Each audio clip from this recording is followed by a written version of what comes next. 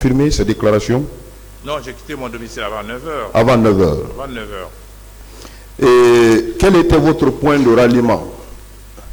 Le point de ralliement convenu aux réunions des forces vives, c'était le domicile de notre porte-parole, M. Jean-Marie Doré à Donka. Vous étiez tous venus, M. Jean-Marie Doré, le président Sidia Touré, c'est le Dalin Diallo et vous-même? Non, pas nous seulement, il y avait tous les leaders des partis politiques. Moi, le matin, je suis allé chercher Sidia. Nous sommes venus ensemble, M. Jean-Marie Doré. Nous avons trouvé là, c'est Lou, que les autres m'excusent parce que tous les leaders étaient présents. Boubacar Silla, Badiko, Dr Diané était présent, Tigan Traoré, Baouri était présent et d'autres, beaucoup d'autres qui étaient là. Il y avait même certains parmi nous qui n'étaient pas des leaders de partis politiques, mais qui étaient présents comme Yoro Baldé et autres qui étaient avec nous. Il y avait aussi Jo Sidibé qui représentait le NGR. Donc ensemble, vous avez pris le départ pour le stade? Oui, nous sommes tous partis de chez Jean-Marie à pied, à l'exception de Jean-Marie qu'on a laissé à sa résidence. Nous sommes tous partis à pied, tout le monde. À quel niveau vous avez commencé à rencontrer les forces de l'ordre? Au niveau de Fondis, la fondation Fondis, c'est là où nous avons rencontré le peloton de la gendarmerie qui était commandé par le colonel Osatiegoro Kamara. Il était seul? Non, il y avait beaucoup de gendarmes avec lui, beaucoup. C'était tout un peloton, il y avait beaucoup de gendarmes. Donc il était avec un contingent de gendarmes? Il était avec un contingent de gendarmes. Vous l'avez suivi ici à cette barre, à distance, et il a déclaré que ce jour il était seul. Confirmez-vous ces déclarations ou bien vous venez en contredisant ces déclarations? Non, mais je me rappelle très bien, il n'était pas seul. Seul, il ne pouvait pas nous arrêter. Nous étions déjà un bon groupe, et donc ils étaient beaucoup plus nombreux que nous. Il y avait beaucoup de gendarmes avec lui. Je me rappelle, j'ai reconnu un béret rouge qui devait être certainement son aide de camp. Les autres étaient des bérets verts. Il n'était pas seul, il était avec beaucoup. Dans le groupe, il y avait des militaires qui arboraient le béret vert, le béret rouge? Non, j'ai reconnu un qui portait le béret rouge, ça devait être certainement son aide de camp, mais il était à côté de lui. Mais les autres portaient des bérets verts. C'était des gendarmes, je crois, ou des policiers. D'accord. À ce niveau, il vous a empêché de continuer? Le contingent que vous avez trouvé dirigé par le colonel Kebro vous a empêché de continuer pour le stade? C'est tout comme, parce que le groupe était important et la route c'était pas un barrage, mais ils étaient suffisamment nombreux pour nous empêcher de passer. Et il nous a demandé de ne pas aller au stade et de reporter le meeting. Quels ont été les termes qu'il a utilisés? Non, il a dit vous ne pouvez pas faire la réunion aujourd'hui. Il a évoqué l'appel du président du CNDD la nuit à Sidia, qui nous l'avait dit d'ailleurs dans la voiture, quand nous allions chez Jean-Marie Doré. Il m'avait dit qu'il avait reçu un appel du président du CNDD vers 2h du matin, qu'il dormait d'ailleurs, mais il est évident qu'à cette heure-ci, Sidia ne pouvait rien. Et donc, il y a eu une discussion, il a demandé de reporter. Moi, je n'ai pas parlé directement avec le colonel Tiboro, mais les autres ont discuté avec lui, Selou et les autres. Ils lui ont expliqué qu'on ne pouvait pas reporter, qu'on allait juste sur l'esplanade faire un message, passer des messages à nos militants qui étaient déjà réunis, et on se dispersait. Mais lui, il insistait toujours de reporter. De reporter. Oui. Avant d'arriver au stade, est-ce qu'avez-vous rencontré un autre groupe de militaires, de gendarmes, en face de l'université, et avant d'arriver à la terrasse de stade du 28 septembre? Non, comme je l'ai dit, nous, de l'instant où nos militants ont convergé nombreux vers nous, c'était une foule compacte qui était venue. Il nous a littéralement arrachés, qui nous a portés en triomphe. Nous n'avons vu aucun militaire. La foule était suffisamment nombreuse pour que des militaires même s'aventurent dans ce groupe.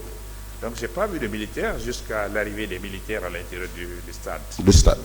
Oui. Vous avez tous eu accès au stade, tous les leaders? Oui, tout le monde est rentré. Et on a eu suffisamment de temps. On est resté à l'intérieur du stade pendant un bon moment. J'ai oublié de dire que quand nous étions là, nous avons passé des messages. Chacun de nous a parlé. Tous les leaders qui étaient présents, chacun a parlé.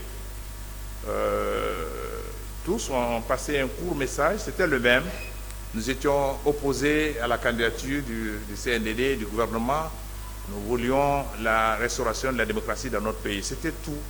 C'était pas un message violent. Et nous sommes restés un bon moment, mais tous les leaders tous ceux qui étaient avec nous, tout le monde est rentré et nous étions tous à la tribune. Nous étions tous là. D'accord. Avant votre arrivée au stade, plutôt, vous avez trouvé les portes du stade étaient ouvertes? Oui, allez-y, je vous en prie. Les portes étaient ouvertes à votre arrivée du stade? Quand nous arrivions, portés en triomphe, naturellement, les portes étaient ouvertes. On est passé, on ne s'est même pas rendu compte, les portes étaient ouvertes. Je ne peux pas dire qui a ouvert les portes, mais en tout cas, nous sommes rentrés avec la foule. Souvenez-vous de l'heure à laquelle les militaires ont commencé à avoir accès au stade. Ils ont commencé à tirer? C'était aux environs de 11h30 midi, je crois. Je n'ai pas beaucoup. Nous étions dans une telle ambiance qu'on n'a pas regardé l'heure. Et le moment où les tirs ont commencé à l'extérieur, il y a eu le gaz lacrymogène. Et ensuite, les militaires ont fait leur apparition. Ça a été un mouvement de panique générale. Nous étions plutôt préoccupés par les jeunes qui tombaient sur la pelouse et qui visiblement l'assassinaient. Nous étions beaucoup plus inquiets. Et d'ailleurs, quand ils sont arrivés, quand moi j'ai vu le tumulte et tout, le branle-bas, j'ai dit à mes compagnons, du moins ceux qui étaient à côté de moi, je leur ai dit, ne bougeons pas, attendons qu'ils viennent nous arrêter ici. Et je crois que c'était salutaire pour nous, parce que si nous avions suivi le mouvement de foule, certainement on aurait été abattus comme les autres. Donc nous sommes restés à notre place et on a attendu qu'on vienne nous arrêter. Alors, vous avez dit dans votre audition tout à l'heure, d'abord dans le PV d'audition de partie civile, mais également tout à l'heure, vous avez parlé de l'arrivée de ce groupe. Et vous avez pu reconnaître le commandant Toumba. Il est venu au même moment que ces militaires ou il était seul lorsqu'il venait vers vous à la tribune? Non, franchement, Toumba est rentré au moment où j'ai vu les militaires aussi rentrer. Ils sont tous rentrés ensemble. J'ai vu Toumba directement parce que il y a un groupe qui est rentré. Le groupe qui est rentré, Toumba était avec eux. Il était avec eux. C'est dans ce même groupe que certains militaires ont commencé à vous administrer des coups, dans ce groupe avec lequel il est venu? Non, Toumba est rentré avec tous les militaires qui ont envahi le stade. C'est les militaires qui sont rentrés à l'intérieur du stade, c'est eux qui ont tiré sur la foule. Toumba, quand il est resté un bon moment, nous avons vu Toumba se détacher et venir vers nous, monter vers la tribune. Il avait les mains nues, il n'avait pas d'armes. Mais je l'ai vu monter. Et il y a un autre groupe qui le suivait, que nous avons identifié comme étant le groupe de Marcel. Et c'est eux qui nous ont battus. Ils ont asséné des coups, aussi bien là-haut, à la tribune, où nous étions déjà blessés, sur la pelouse, où ils ont continué à nous donner des coups de matraque. Ils ont continué à nous menacer jusque sur l'esplanade. Et c'est ce groupe-là qui nous a bastonnés. Selon vous, la présence de Toumba à vos côtés, c'était dans le même souci de vous administrer des coups, il était à vos côtés en tant que sauveur. L'attitude qu'il a eu à adopter à la tribune, pouvez-vous donner une signification à ce tribunal? L'acte qu'il a posé, il était là en qualité de sauveur ou en qualité d'assaillant? Monsieur le procureur, en toute franchise, quand j'ai vu Toumba monter, pour nous, Toumba, c'est le symbole du CNDD. Pour nous, il venait pour nous arrêter. Mais lorsque nous sommes descendus, il a demandé où sont les leaders. Nous sommes levés, mais ceux qui étaient derrière lui, c'est eux qui nous ont frappés. Et quand nous sommes descendus sur la pelouse, nous étions déjà blessés. Et comme les gens continuaient à tourner autour de nous avec leurs matraques, ils continuaient à nous frapper, c'est en ce moment que Toumba péniblement a réussi à nous arracher, nous trois, Mokhtar, Sidia et moi. Il nous a demandé de le suivre. Nous l'avons suivi et nous aussi, on était poursuivis par toujours nos assaillants jusque sur l'esplanade. Et donc, c'est sur l'esplanade qu'il nous a embarqués dans un véhicule. Il est reparti en courant à l'intérieur du stade, il est revenu et après, il nous a pris pour nous amener à la clinique. Des temps après, monsieur le procureur, moi j'ai fait des déclarations à la radio où j'ai dit que c'est Toumba qui a sauvé notre vie. Et je crois qu'il a sauvé notre vie. Si nous n'avions pas extrait du stade, on aurait eu le même sort que Cellou Dalein. Et Cellou Dalein a été sauvé parce qu'il a fait le mort. Tout le monde l'a laissé sur la terre là-bas. Et si nous étions au même endroit, si il ne nous avait pas extrait de l'intérieur du stade, je suis certain que la hargne avec laquelle Marcel et ses hommes nous donnaient les coups de matraque, ils nous auraient achevés. Donc, je l'ai dit une fois dans une interview, que Toumba nous a sauvé la vie. D'ailleurs, ça fait l'objet d'une attaque de la radio. Et bon, enfin, ça arrive souvent dans notre pays. Mais c'est la réalité, il nous a sauvé la vie en nous sortant de l'enfer du stade. Vous confirmez que lorsqu'il venait vous sauver, il a eu des altercations entre les personnes qui vous administraient des coups et lui-même pour vous extirper des lieux et vous faire sortir.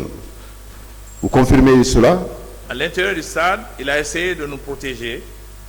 Et là, je n'ai pas vu beaucoup d'activités de sa part, mais il nous a sortis.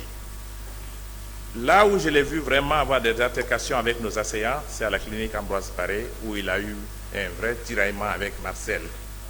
Il a dit, mais non, il faut qu'on les soigne. Marcel dit non, il faut qu'on les amène au Calfaïa. Il y a eu altercation, il l'a même tiré pour aller de l'autre côté de la rue. Ils ont essayé de parler, ça n'a pas marché, ils sont revenus. Et c'est là où j'ai vu les altercations. Confirmez-vous avoir vu Marcel au stade? Marcel, parce qu'il a toujours tenu ses déclarations de nature à s'innocenter, à dire qu'il n'a jamais été au stade. Dans votre procès, dans votre déclaration tout à l'heure, vous avez parlé de sa présence effective au stade. Pouvez-vous confirmer cela encore, qu'il était là-bas? Monsieur le procureur, quand vous avez votre, je ne dirais pas assassin, mais quelqu'un qui vous frappe une fois, deux fois, que vous avez en face pendant un bon moment, aussi bien à l'intérieur du stade qu'à l'extérieur, sur l'esplanade, dans la voiture, où je l'ai vu à cette distance. Et je l'ai revu à la Ambroise Paré. On ne peut pas oublier le visage de son bourreau quand cela se passe en plein jour. Il n'y a aucun doute. Et j'ai entendu Marcel, Toumba l'appeler plusieurs fois Marcel. Marcel, c'est celui que j'ai vu à la barre ici, c'est celui qui est dans le box des accusés. Marcel était bel et bien présent et c'est lui qui nous a bastonnés. Dans l'enceinte, M. Fall, dans l'enceinte du stade, est-ce que avez-vous observé des personnes qui arboraient des tenues civiles, mais qui faisaient partie des assaillants? Avez-vous observé des personnes qui étaient en tenue civile? Non, monsieur le procureur, je n'ai pas vu ces personnes. Vous savez, nous avons fait partie du premier lot qui a été extrait du stade. Et les explications qui nous ont été données après, c'est que, ça c'est après, les gens de Calia qui étaient venus au stade sont venus après nous. Parce que mon chauffeur qui m'avait accompagné chez Jean-Marie Doré, qui avait donc la voiture, avait garé la voiture à la station d'essence qui est en face du stade. Il m'a confirmé après qu'il y avait un bus garé là-bas et que les gens sont sortis de ce stade à ce moment quand nous on est partis. D'un club anglais et Chelsea. Je crois que les personnes qui sont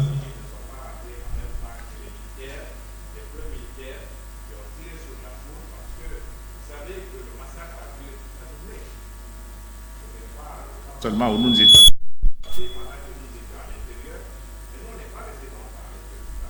Et alors que Toumba nous a sortis, je ne sais plus ce qui s'est passé à l'intérieur du stade, c'est en ce moment que les autres sont arrivés. Et ce massacre a continué jusque dans la soirée. Nous, on s'est extrait vers midi, comme ça. C'est ce qui vous a conduit à la clinique Ambroise, où étant Marcel est venu avec son équipe encore, pour menacer de faire sauter la clinique au cas où on vous administrait des soins. Vous confirmez ces déclarations-là? Oui, lorsque nous sommes arrivés à la clinique Ambroise Paré, moi je ne savais pas que nous étions suivis, parce que moi où nous étions dans la voiture avec Toumba, il conduisait lui-même. Et c'est à l'arrivée à la clinique Ambroise Paré, lorsque nous sommes descendus de la voiture, qu'on a vu Marcel avec des hommes. et c'est là où encore on l'a reconnu, où il y a eu l'altercation entre lui et Toumba. Et c'est là-bas. Monsieur, je voudrais une question qui a été toujours posée ici. Et par contre, il y a d'autres qui se font comme trophée de guerre pour dire que les leaders politiques ont été sauvés et ont été admis. C'est le signe leur point. État de l'État. Vous étiez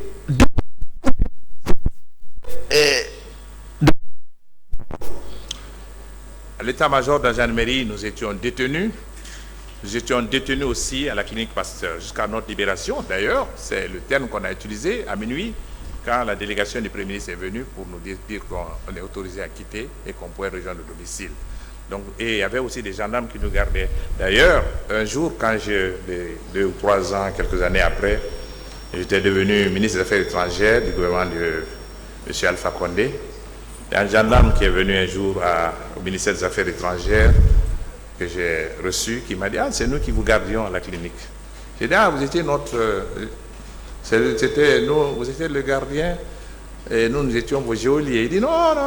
Bon, enfin, c'est pour vous dire que nous étions bel et bien détenus, monsieur le procureur. Nous étions détenus. On n'avait pas de liberté de manœuvre. » Voilà. S'il vous plaît, attendez. Voilà, réglez ces micros-là, s'il vous plaît. Attendez, monsieur le procureur. Oui. Ils vont régler.